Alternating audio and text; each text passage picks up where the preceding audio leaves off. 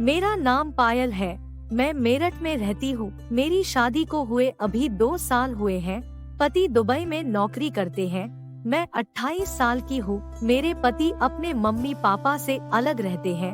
मेरे पति 2 भाई हैं। एक छोटा जो कि अभी 21 साल का है, बहुत ही ज्यादा पढ़ाकू है। उनका नाम रोहन है। रोहन हमेशा अपनी पढ़ाई में ही व्यस्त रहता है।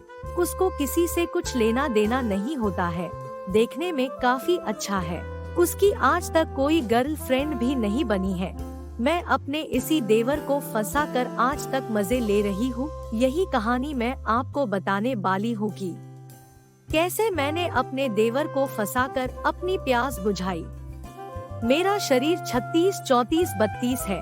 देखने में काफी खूबसूरत हूँ। जब से मेरे पति ने मुझे अपने पप्पू का स्वाद दिया, तब से मैं उनकी पप्पू की दीवानी हो गई हूँ। पर मेरे साथ एक प्रॉब्लम है कि पति मेरे साथ नहीं है।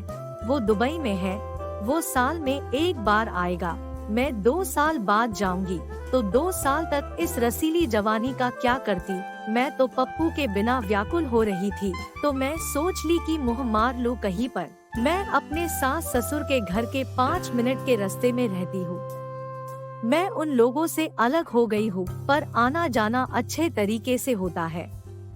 अपने देवर को कैसे पटाया मैं बताती हूँ। मैं एक दिन अपने सास ससुर के पास गई और बोली कि रात को मुझे काफी डर लगता है, तो क्या आप रात को देवर जी को वही सोने के लिए भेज देंगे।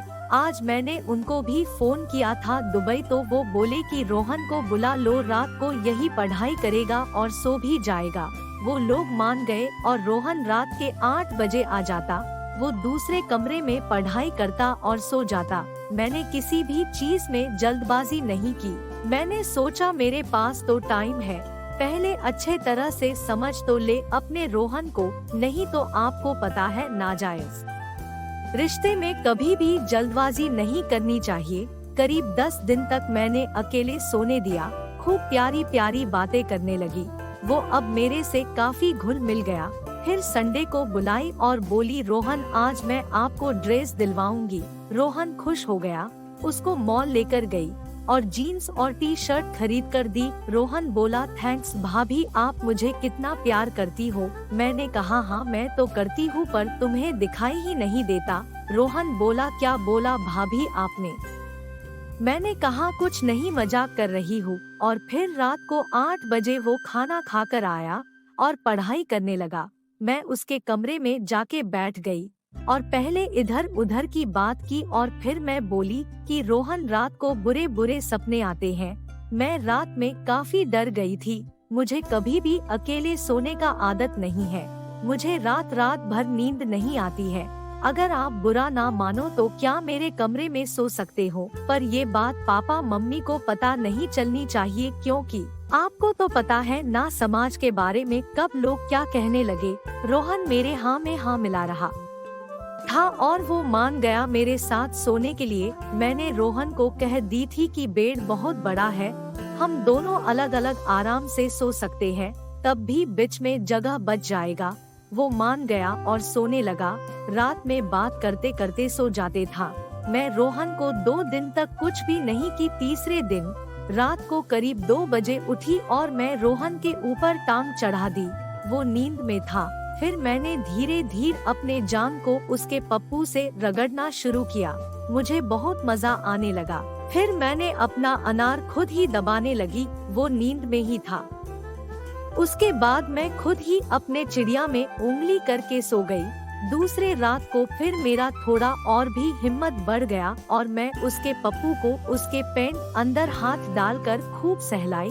उस दिन मेरे चिड़िया से पानी निकल गया बिना उंगली किए। फिर तीसरे रात को मैं उसका पप्पू बाहर निकाल ली और रहा नहीं गया तो चूसने लगी। रोहन का पप्पू काफी मोटा और लंबा हो गया था। मुझे बहुत ही ज्यादा अच्छा लगने लगा। मेरे शरीर के रोम रोम में प्यास भर गई थी। तभी रोहन जग गया और बोला भाभी आप ये क्या कर रहे हो। मैंने कहा कुछ नहीं रोहन, मुझे खुद भी पता नहीं चला कि मैं क्या कर रही हूँ। उसके बाद वो दूसरे दिन नहीं आया, तीसरे दिन भी नहीं आया। मुझे डर लगने लगा कि कहीं ये सब बात वो मम्मी पापा को ना बता दे। मैं हड़बड़ा कर घर गई और फिर माँ जी के लिए चाय बना कर दी और फिर बोली, माँ जी देखो ना, रोहन सोने नहीं आ रहा है। रोहन वही खड़ा खड़ा देख रहा था। तो माँ कहने लगी, रोहन क्यों नहीं जाता है? तुम्हें पता है भाभी डर जाती है। तब तक पापा जी भी कहने लगे कि तुम्हें जाना चाहिए। फिर वो दोनों बोले कि तुम जाओ, वो रात को वही सोएगा। मैं चली आई। रात के करीब 9 बजे रोहन आया। मैंने रोहन से पूछी कि नाराज हो? तो रोहन बोला, नहीं नाराज नहीं हूँ, पर मुझे अच्छा नहीं लगता है ये सब। मैंने कहा, क्या ये सब तुम्हें पता है? तुम्हारे भैया मेरे साथ नहीं है और मैं अभी जवान हूँ, बलखाती उम्र है। अगर मैं घर से बाहर कुछ कर लूंगी तो क्या होगा? मैंने इमोशन कार्ड खेली और उसमें वो मेरे जाल में फंसता हुआ नजर आया और मैंने थोड़ा रूठने का नाटक की और मैं जाके सो गई। वो भी सो गया, पर अकेले कमरे में। दूसरे दिन मैंने रोहन को बोला, चलो मार्केट चलना है। रोहन को मैं एक सैमसंग का मोबाइल जो कि 10,000 में आया दिलवाई। वो बहुत ही ज्यादा खुश हो गया। फिर वो बोला, आई लव यू भाभी। मैं बोली, चुप हो जाओ, मुझे नहीं सुनना है ये सब। रोहन बोला, भाभी आप जब मेरे लिए इतना सब कुछ कर सकती हो तो क्या मैं नहीं कर सकता? आज से आप जो चाहोगी वही करूँगा। उसके बाद तो मेरे खुशी का ठिकाना ना रहा। मैं बहुत ही ज्यादा खुश हो गई। रात को वो खुद ही मेरे कमरे में आया। मैंने उस दिन बंठन के ठीक एक पिंक कलर की मैक्सी पहनी थी, अंदर कुछ भी नहीं पहन रखी थी। वो आके मेरे बगल में सो गया। मैंने उधर घुमा और उसके आँख में आँख डालकर उसको देखने लगी। उस दिन रात को मैं आँख में काजल लगाई, होठ गुलाबी की और अच्छी सेंट लगाई। वो भी देखते हुए मेरे करीब आ गया और मैं भी करीब हो गई और फिर मैंने उसके होठ को चूसते हुए उनके ऊपर चढ़ गई। अपने चिड़िया को उसके पप्पू से रगड़ने लगी। उसका जवान पप्पू बहुत ही ज्यादा मोटा और लंबा हो गया था। मैंने अपने मैक्सी उतार दी और वो भी अपना बनियान और पजामा उतार दिया। अब हम दोनों बिना कपड़े के थे, एक दूसरे को चाट रहे थे। उसके बाद मैंने उसके पप्पू को मुंह में लेके चाटने लगी, क्योंकि उस दिन ज्यादा चाट नहीं पाई थी।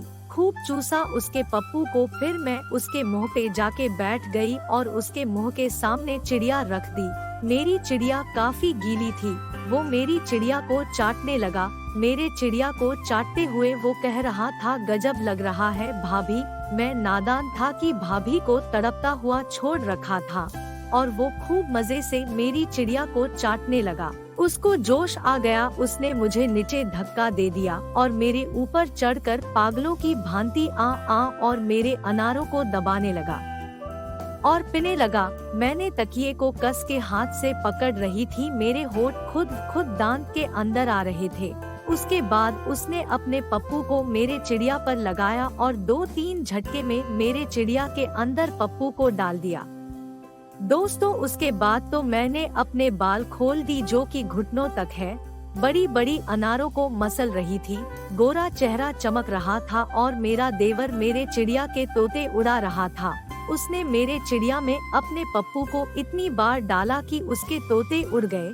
पहली बार मेरी चिड़िया को उसके पप्पू को अंदर पाकर खूब संतुष्टि मिली। रात में खूब मजे किए। अब तो देवर मेरा दीवाना हो गया है। वो तो दिन में भी आके अपने पप्पू को मेरे चिड़िया के अंदर डालकर उसके मजे लेकर जाता है और रात भर तो उसकी रानी हुई।